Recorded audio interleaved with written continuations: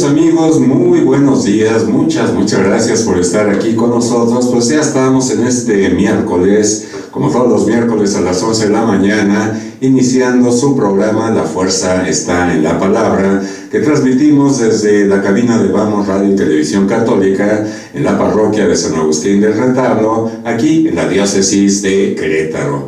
Y pues hoy tenemos ya un domingo, vamos a tener el próximo domingo, un domingo muy especial porque se terminó ya el año litúrgico, se terminó el ciclo C que estamos viendo al evangelista Lucas. Y bueno, pues Lucas, nos estamos despidiendo para entrar ya el próximo domingo en el primer domingo de Adviento.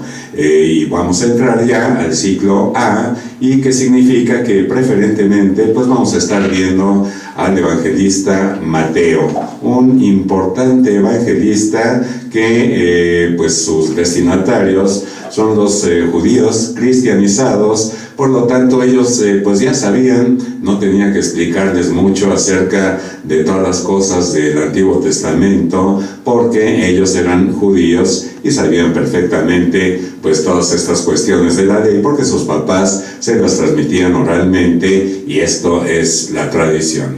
Pues hoy tenemos el Evangelio, en que si ustedes gustan traer su Biblia a la mano para que nos acompañen, y vamos a ver el capítulo 24 en los versículos 37 a 44. Vamos a hacer una pequeñita pausa y regresamos con ustedes. Pues ya estamos aquí, ya ha llegado mi querida amiga Vero Saro. Hola Vero, ¿cómo estás? Buenos días. ¿Qué tal? Muy buenos días, Jorge. Buenos días, amigos. Pues aquí el tráfico un poquito en la mañana, hubo un percance aquí cerca de la casa, y pues obviamente a veces nos confiamos, ¿verdad? A veces nos confiamos y también yo creo que nos confiamos a veces en la misericordia de Dios, de que decimos, no, pues ya está todo preparado, yo ya me voy, y aquí precisamente el ciclo litúrgico que ahora empezamos, el velen y estén preparados. A veces decimos que estamos muy preparados y de repente suceden cosas, entonces siempre hay que estar alertas en cualquier situación. Sí, y siempre me das pie, mi querida Vero, acerca del tráfico. Sí, fíjate que yo también cuando venía, pues realmente los veo muy agresivos a las personas que manejan.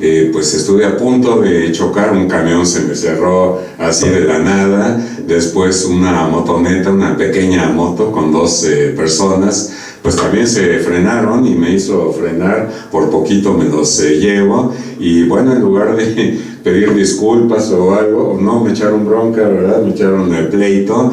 Así que, bueno, esto es para recordarles en esta entrada a nuestro nuevo ciclo, el ciclo de Adviento.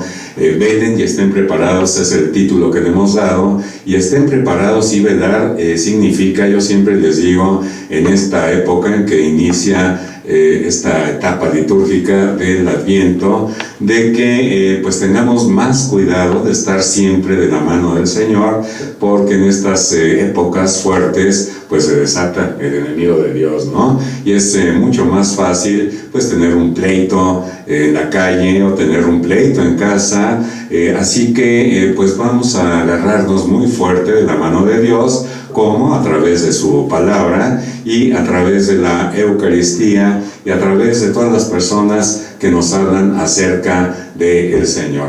Así que vamos a comenzar este programa, como siempre, saludando a todas las personas que nos hacen favor de vernos en México, Estados Unidos, en Alemania, Colombia, en España, Argentina, en Filipinas, Reino Unido, Venezuela, Ecuador, Cuba, Perú, Guatemala, China, Costa Rica, Honduras, Nicaragua, Ciudad del Vaticano, Chile. Muchas gracias a la Ciudad del Vaticano que nos ven, también Chile, Indonesia, República Dominicana, India, a Tanzania, Brasil, a ver, déjenme ver, a Japón también, Yemen, a Bolivia, Burkina Faso, Nepal, Nigeria, El Salvador, Pakistán y hasta las Islas Canarias también, que nos vieron. Muchas gracias a todos ustedes, e iniciamos con nuestra oración.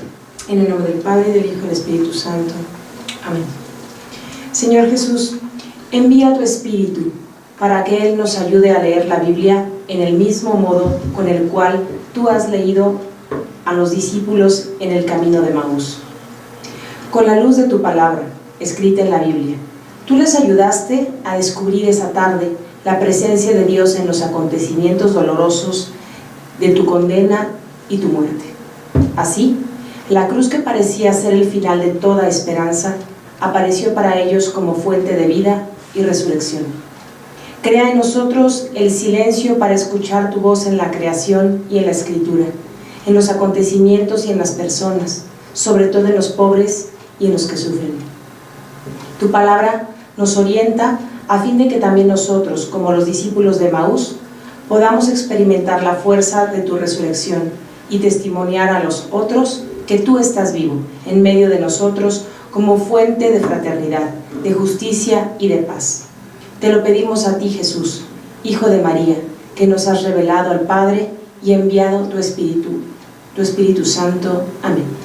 Amén. Pues muchas gracias, Señor, por formar esta pequeña comunidad, por atraernos a través de tu palabra. Y me llamó mucho la atención en esta oración cómo pues los discípulos de Emaús te reconocen hasta la fracción del pan. Yo te pido, Señor, que también en este ambiente de oración, que podamos reconocerte también a través de tu palabra, además de la fracción del pan. Así estar siempre contigo, siempre cerca, siempre de la mano, para que tú nos guíes y para que nos hagas fuertes en las tentaciones que, como dije, a veces pues se hacen más constantes en estas épocas. Bueno, y como vamos a comenzar con un nuevo evangelista, que es Mateo, que está en el primer lugar, ¿verdad? Es el primer evangelio que aparece en la Biblia, y no por esto es el más antiguo. Parece ser que el de Marcos es el más antiguo de los evangelios. Y bueno, vamos a dar una pinceladita acerca de Mateo y de qué son los evangelios sinópticos.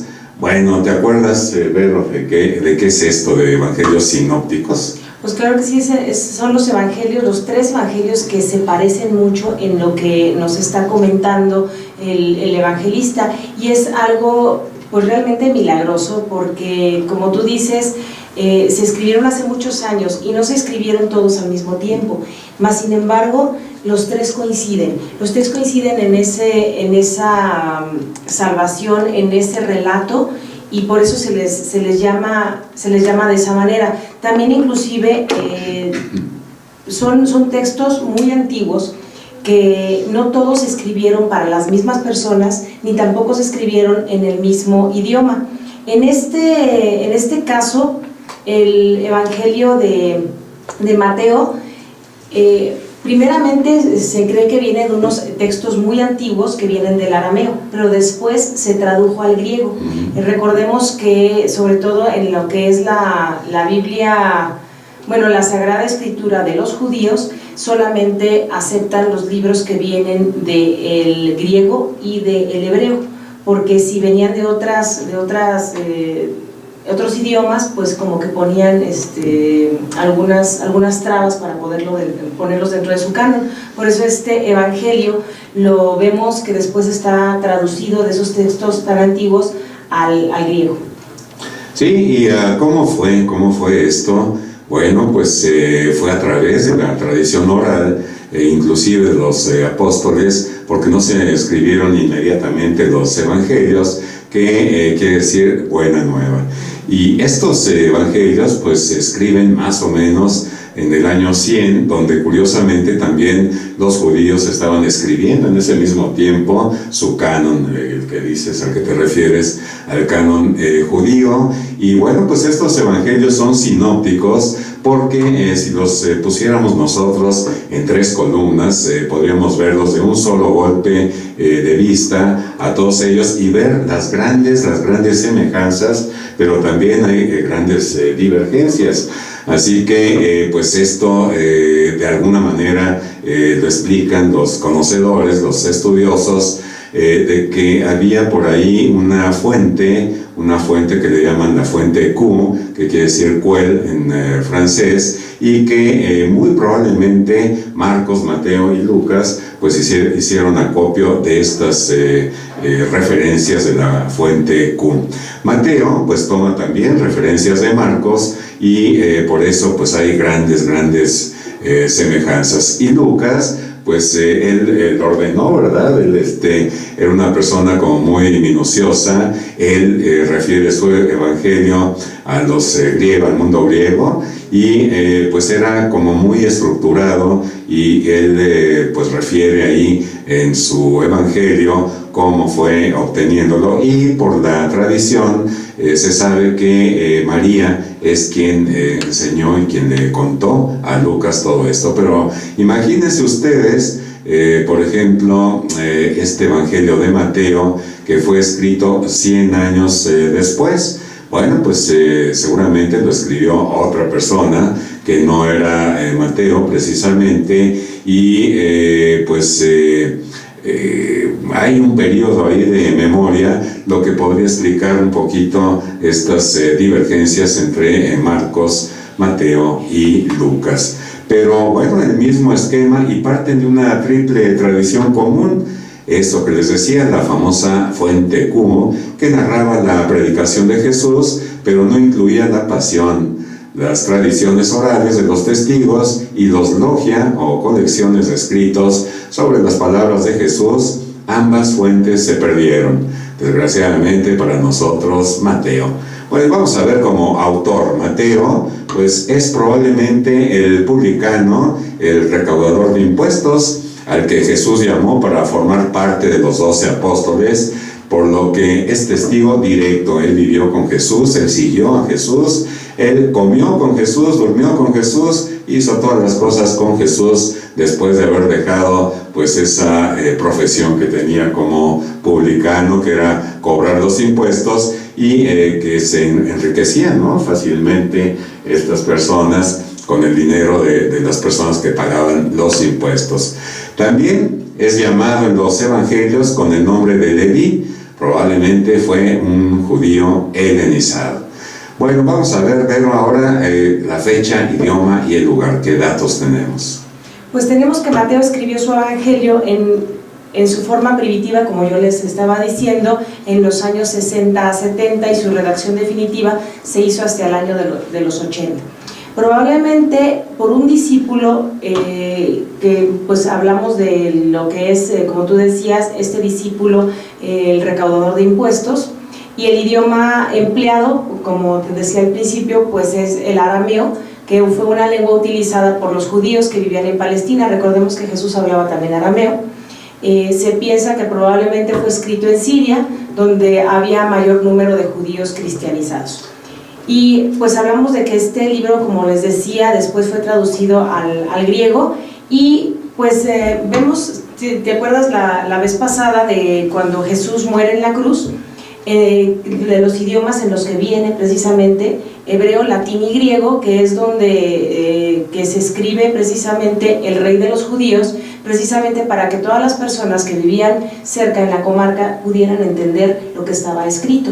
Entonces aquí, como yo les decía, más que, bueno, ya ves que les decía al principio, más que un milagro el poder decir, es que se juntaron los tres hechos.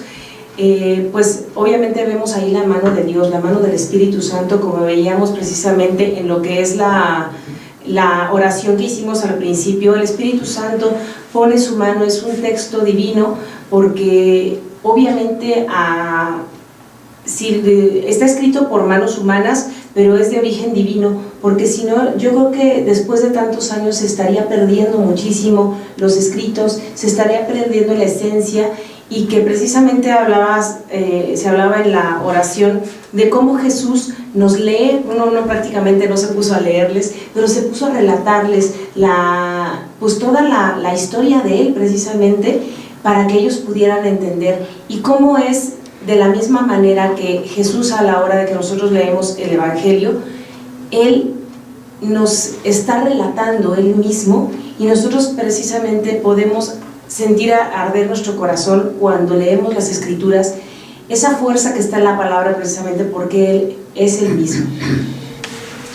Sí, y es importantísimo ver aquí la mano del Señor, como dice Vero, porque siempre cuando comenzamos, cuando en nuestras parroquias, los domingos, se lee el Evangelio, se dice Evangelio según San Mateo, ¿verdad?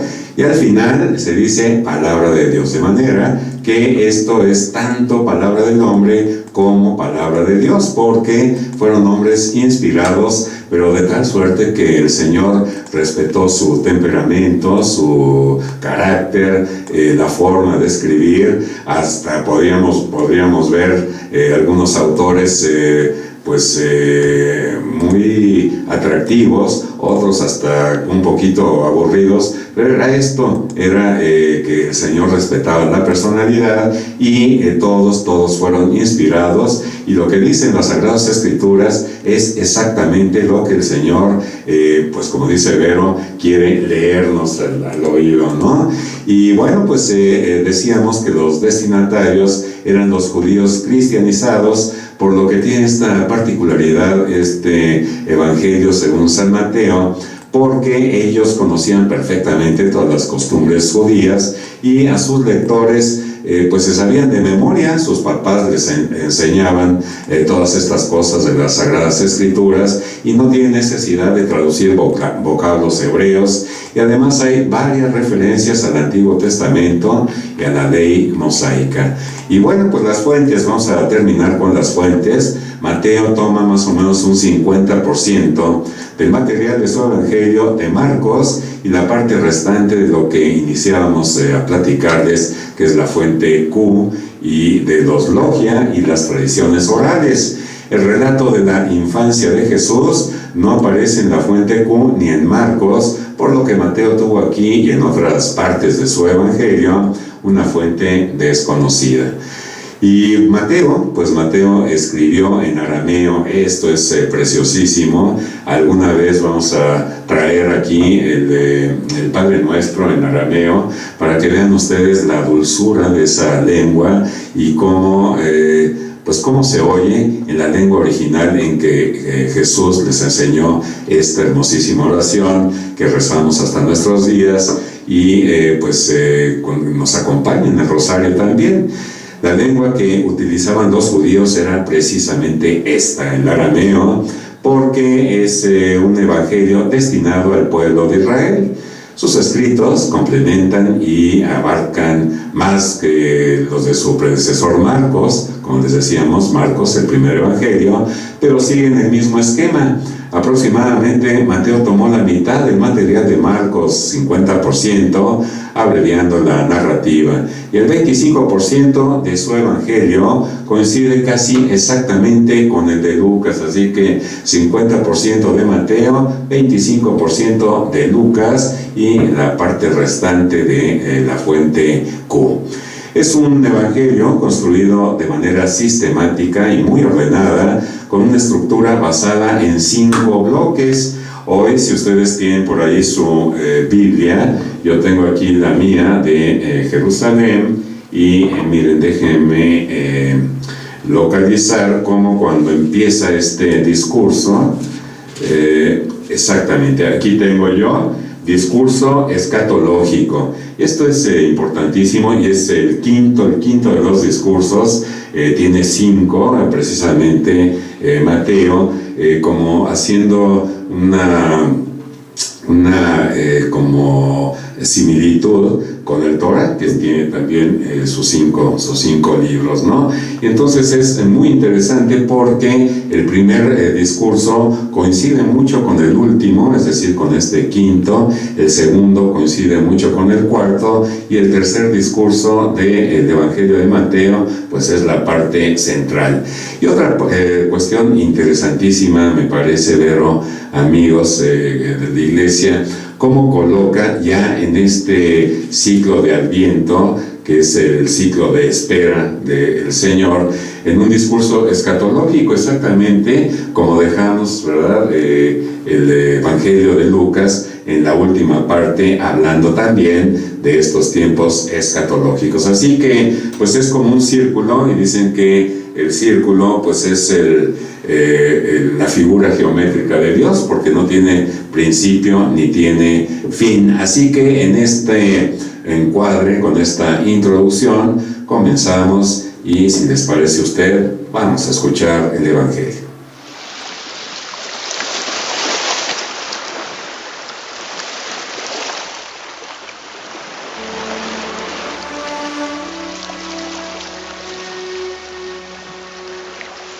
En aquel tiempo, Jesús dijo a sus discípulos: así como sucedió en tiempos de Noé, así también sucederá cuando venga el Hijo del Hombre.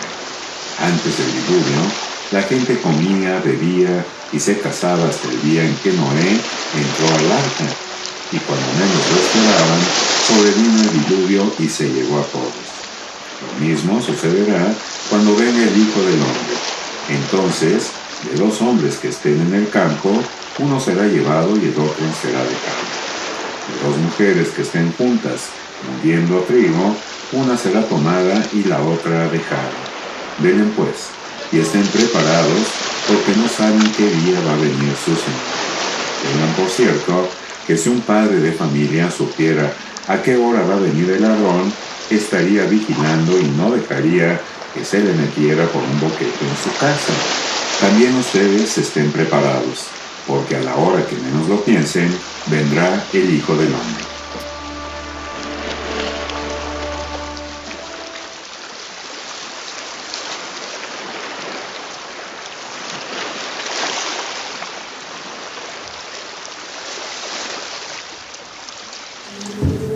Bueno, pues las 2 exhortaciones que siguen nos animan a estar en guardia para no echar a perder el mayor regalo que hemos recibido de Dios, que es precisamente la vida. La primera nos advierte que el final vendrá inesperadamente, como ocurrió con el diluvio en tiempos de Noé. La segunda subraya la necesidad de estar vigilantes, porque el dueño de la casa no sabe cuándo vendrá el ladrón. A Mateo le preocupa la repentina parucía o venida de Cristo en el mundo, que coge a los hombres desprevenidos. Hace 2000 años, cuando los primeros cristianos tenían gran conciencia de la venida inminente de Cristo, encajaba con toda normalidad este lenguaje apocalíptico. Hoy, nuestra sensibilidad es muy diferente y no nos dice gran cosa. Ahora el hombre moderno hay que hablarle en su lenguaje. Tu vida es demasiado preciosa para malgastarla. Vive en la solidaridad, en la justicia, y alivia el dolor del mundo, lo que nos decía el Papa acerca de continuar siendo misericordiosos en lo que puedas. Te sentirás feliz y realizado. Los que te conozcan te bendecirán. Si eres cristiano, ahí tienes a Jesús de Nazaret como modelo de plenitud humana, comprometido con el hombre hasta la muerte. Si Mateo nos advierte de la despreocupación de la gente del tiempo de Noé ante la llegada del diluvio, ¿qué no nos diría hoy a nosotros, sumidos muchas veces en pequeñeces, completamente despreocupados de lo sustancial de la vida? A pesar del tono austero de estos versos, el único objetivo es prevenirnos para que no malgastemos la vida. No pretenden atemorizarnos con un juicio severo. Que Cristo es juez solo significa que Él al final prevalece su verdad, quiere decirnos que Él es la verdad definitiva. Así que, ¿en qué consiste esto de velar y estar preparados? Que ya nos lo decía Lucas también en los últimos evangelios del siglo C. Pues el estar atentos y el estar en vigilia, porque los tiempos de Noé se caracterizan por una ausencia de Dios. No que Dios esté ausente, sino que vivían de una forma en que no se daban cuenta de nada. Les llegó el diluvio y no se daban cuenta.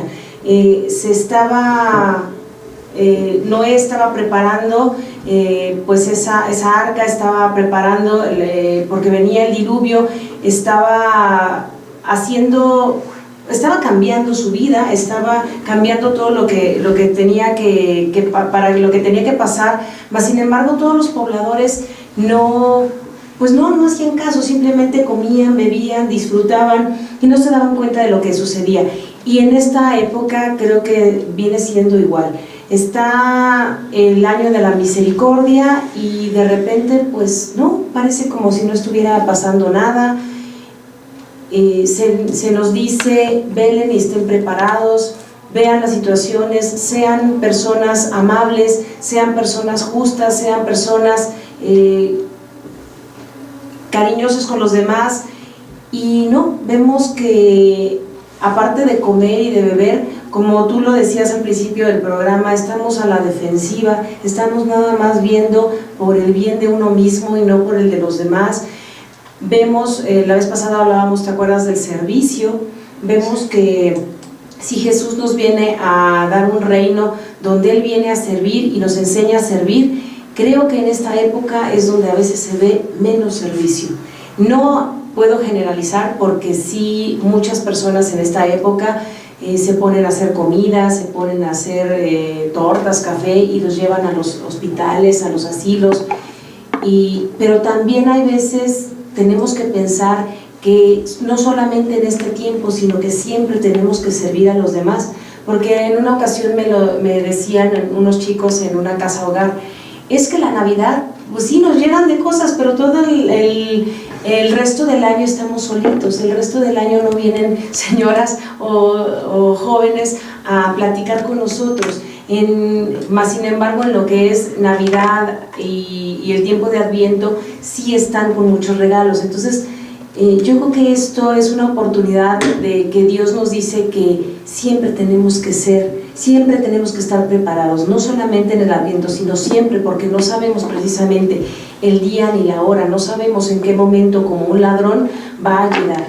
Y tenemos que estar siempre atentos y el pensar, como tú dices, ¿qué pasaría si, pues, como dicen, si Dios no lo quiera, que ahorita hubiera pasado algo en el trayecto? ¿Estaríamos realmente preparados? Porque a veces nosotros nos levantamos, nos bañamos, desayunamos rápido y decimos, es que voy al programa, voy a mis estudios, voy a mi trabajo. ¿Y cómo sabemos que realmente vamos a regresar? ¿Realmente estamos preparados? Y como hay veces, yo le digo a mi familia, siempre, sobre todo con mi hijo que ya, pues ya está pasando un poquito la adolescencia, y le digo, ven, dame un beso. Ah, pero si ahorita regreso. ¿Tú cómo sabes que vas a regresar? Yo necesito que me des un beso y tú necesitas que te dé el beso, porque tú no sabes realmente qué pueda pasar. Y a mí me ha pasado desgraciadamente con algunos amigos que pues a veces decimos, bueno, pues estamos con un poco de enojo y decimos, bueno, ya después vemos si luego le llamo. E incluso en una ocasión escribí una carta y dije, bueno, después se la entrego, y cuál será la sorpresa que este amigo y esta amiga murieron. Entonces no esperemos, ¿no? Porque no sabemos cuándo es el día ni la hora del Señor. Como no lo sabemos, vivamos el aquí y el ahora, vivamos bien el aquí y el ahora, el momento que estamos viviendo. Y yo creo que reconciliándonos con nosotros mismos y con los demás, porque realmente tenemos que estar preparados. Sí, y ahorita que hablabas de esto, me estaba recordando ese trayecto que les contaba al principio del año de la venida para acá a los estudios, de todas esas circunstancias de tráfico y todo, lo fácil que es caer en el pecado, porque aquí voy a abrir mi corazón. Pues sí, estos de la moto que les contaba me contestaron con una grosería y yo se las regresé también, y después dije, ay, perdóname Señor, ¿cómo estoy cayendo, no? Tan fácil. O en el padre en la parroquia de Nuestra Señora de la Esperanza proponía en su homilía, yo les propongo, dice, vamos a procurar no decir ningún tipo de mentiritas, ni blancas, ni de esas pequeñas que son muy chiquitas, las mentiritas, y vamos a hacer bueno y salí, pero con mucha fuerza y muy convencido de que ninguna mentirita. No, para el lunes ya me había echado una de esas piadosas, de esas mentiritas piadosas, y nos va recordando el Señor y inmediatamente pedirle perdón. Pero de lo que se trata es este velar, es de ausencia de sueño. Estamos adormilados en nuestra iglesia y se nos pasa la vida, van pasando pues estos días a propósito de que ya vamos a terminar el año civil, que ya terminamos el año litúrgico, en que la tierra le ha dado una vuelta más al sol y pues pasamos la vida así despreocupados, exactamente como dice el Señor en los tiempos de Noé, que comían y hacían comelitonas, ¿verdad? Y se daban a la lujuria y estaban pues afanados con las preocupaciones del mundo, y que muy seguramente nos está sucediendo a nosotros exactamente lo mismo. Y dice también la Escritura que dos mujeres estarán, como dice, lavando, y una será tomada y la otra será dejada.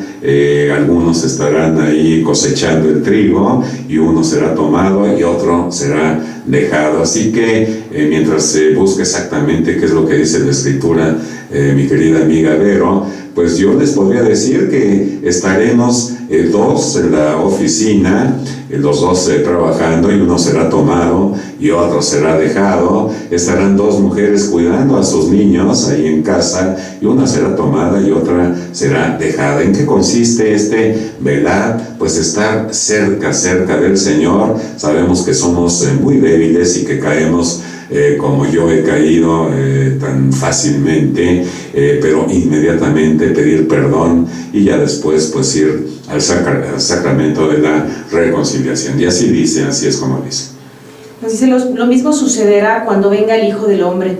Entonces, de dos hombres que estén en el campo, uno será llevado y el otro será dejado.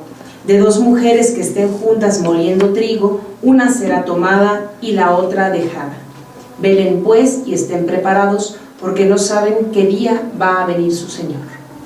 Pues ahí está exactamente como dice la Escritura. Y bueno, pues estas líneas subrayan que el hombre es un proyecto, y es un proyecto de Dios, es un plan que ha hecho nuestro Señor con cada uno de nosotros, con todos nosotros, porque Él quiere que todos nos salvemos, pero recordemos que tiene que intervenir nuestra voluntad de aceptar su misericordia. Y afirmamos más que el mismo Dios camina con nosotros si nosotros queremos ser conscientes y darle la mano para caminar con Él. Esto lo hace Dios para ayudarnos a llevar a cabo ese proyecto y ese plan, como ayudó al pueblo hebreo a salir de la esclavitud. Dios es el Emmanuel, es decir, Dios con nosotros. Maranatá, ven Señor Jesús. Adviento es pues un tiempo propicio para lanzar hasta el corazón de Dios este grito: Maranatá, ven Señor Jesús. Pero este grito solo lo podrá emitir quien esté persuadido por la fe de que camina a la libertad, no a la muerte, porque es en la muerte cuando ocurrirá para nosotros la venida definitiva del Señor Jesús. Será el momento de encuentro con Dios, la vida con mayúscula. Fíjate, Jorge, que ahorita que hablabas del Adviento, pues esta palabra viene de advenimiento, y es un advenimiento, pues ¿quién va a venir? Va a venir el Hijo del Hombre, que va a venir a salvarnos. Precisamente lo veíamos en la cruz la semana pasada. Sálvate a ti mismo, nos viene a salvar, precisamente es a lo que viene, es su misión, a salvarnos. Y en este advenimiento, y fíjate que el viernes pasado estuve yo en una conferencia de un padre que le pidieron que nos explicara lo que es el Adviento, la corona de Adviento, y fíjate que pues yo decía, bueno, pues eso yo ya lo sabía y todos lo sabíamos, pero fíjate que este padre, el padre José Tomás, un saludo, viene de Chile y nos decía que allá en Chile no se tiene esa tradición.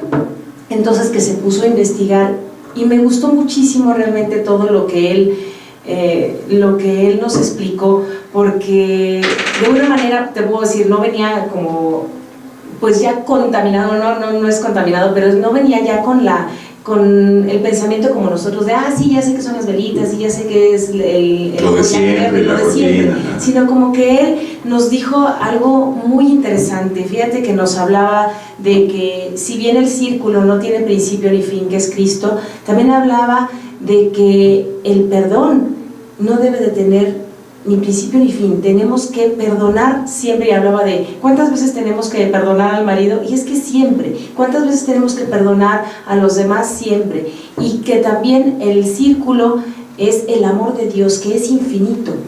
Y también nos hablaba de que esta costumbre pues se cristianizó, que venía de Europa, de los países pues muy fríos, donde no habían sido cristianizados, y entonces que ellos habían tenido sus velas. Esas velas se utilizaban porque en Europa, los amigos que nos están escuchando y viendo en Europa, pues podemos ver que esta época es una época muy fría, es una época oscura.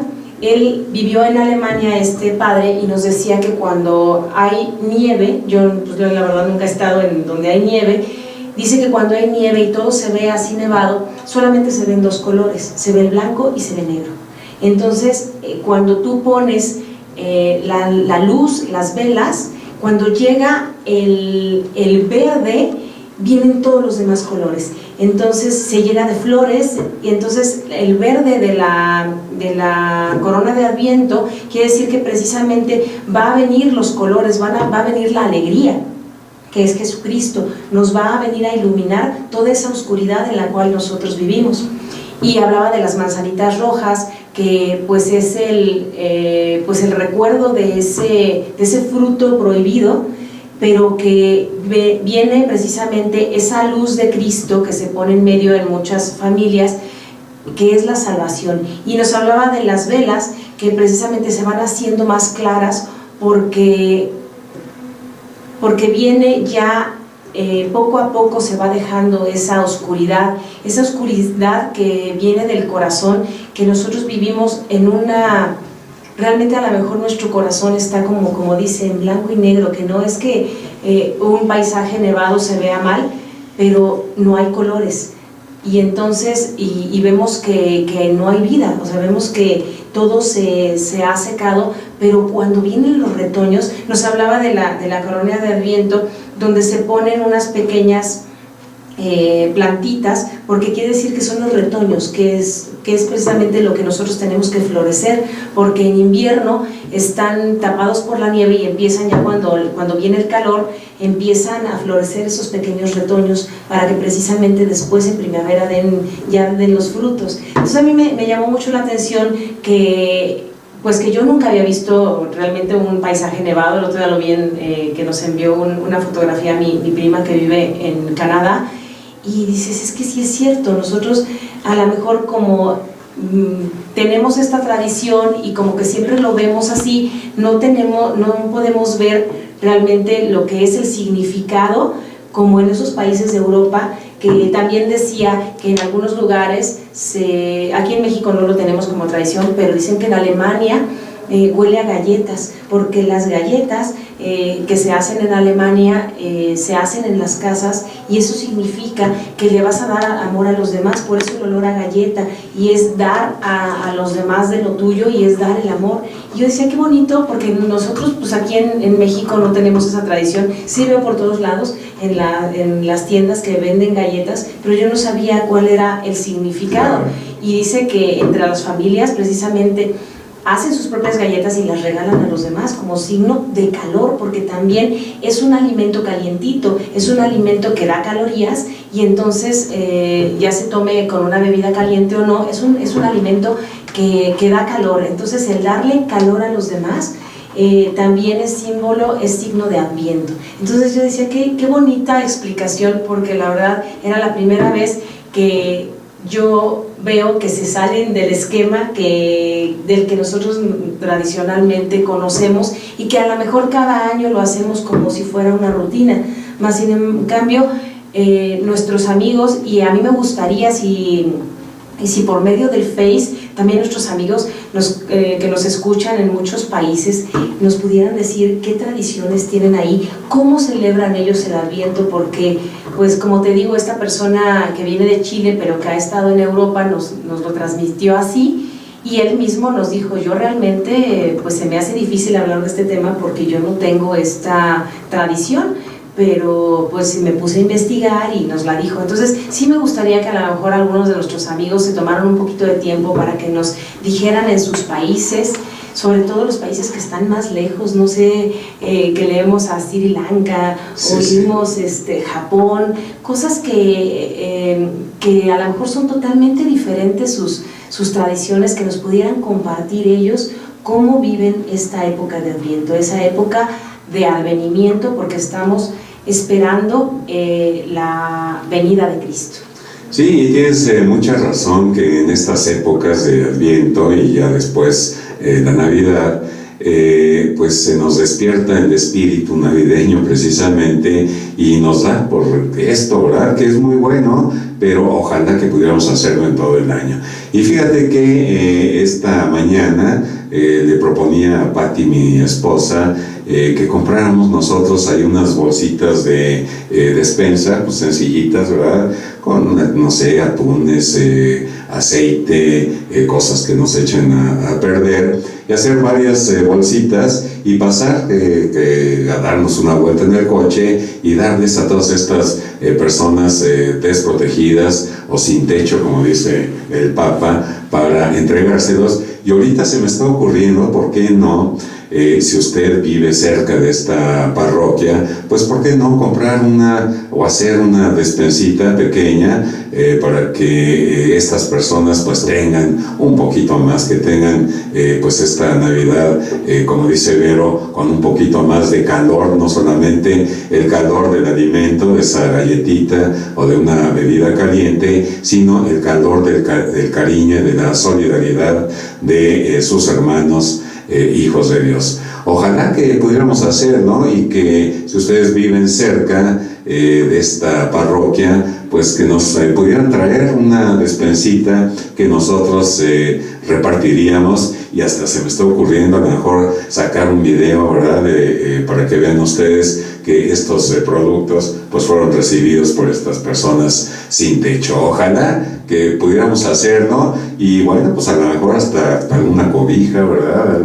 Algo así, hacerlo esta Navidad, pero sí me quedo, me puso la puntilla Vero, que no solamente Navidad, sino también en alguna otra época del año. Y bueno, pues ya estamos cerrando, y nada más quiero decir que estos textos, entre ellos el de hoy, tienen un trasfondo apocalíptico. De repente pues como que nos quieren dar miedo, pero ya una vez que vemos la palabra de Dios, la compañía de Dios, y que Él quiere que nos salvemos y que vivamos con Él gozosos y felices, pues introducen retoques importantes a esas ideas. Primero, no marcan fechas. Segundo, quitan la preocupación por el final y nos centran en la salvación presente de la esperanza del futuro. 3, dan confianza y nada de miedo a Dios. 4, nos invitan a estar siempre preparados para recibir al Señor, que hoy mismo viene a salvarnos. Vero, tus conclusiones. Pues fíjate que me gustaría ya en estos últimos minutos decirle a nuestros amigos, ayer vi una persona en el coche que ya llevaba su arbolito, y vemos muchas personas que ahorita sacan todo y entonces empiezan a poner todo. Yo les propondría algo, así como les decía yo que la corona de Adviento, vamos prendiendo una vela y después otra hasta que lleguemos en el momento de las 4 velas, y después hay algunas personas que ponen una vela en medio, que es la de Cristo. Vamos pasando poco a poco de la oscuridad a la luz. ¿Qué les parece si en este Adviento vamos poco a poco adornando nuestra casa? Empecemos con la corona de Adviento el primer día. A lo mejor nuestros niños van a decir, ¿y todo lo demás dónde está? Entonces explicarles, dar una catequesis a los niños de que vamos poco a poco pasando de esa oscuridad a la luz, para que ahora sí, el día de la Navidad, que la gente que le encanta decorar su casa, inclusive hasta termine antes de la cena de decorar la casa con los niños, e inclusive con todas las personas, y ver realmente que ese es el día importante donde sí tenemos ya todos los adornos y no nada más lo externo, sino también lo interno, ir preparando nuestro corazón con una oración cada vez que vamos a rezar en esos días de Adviento.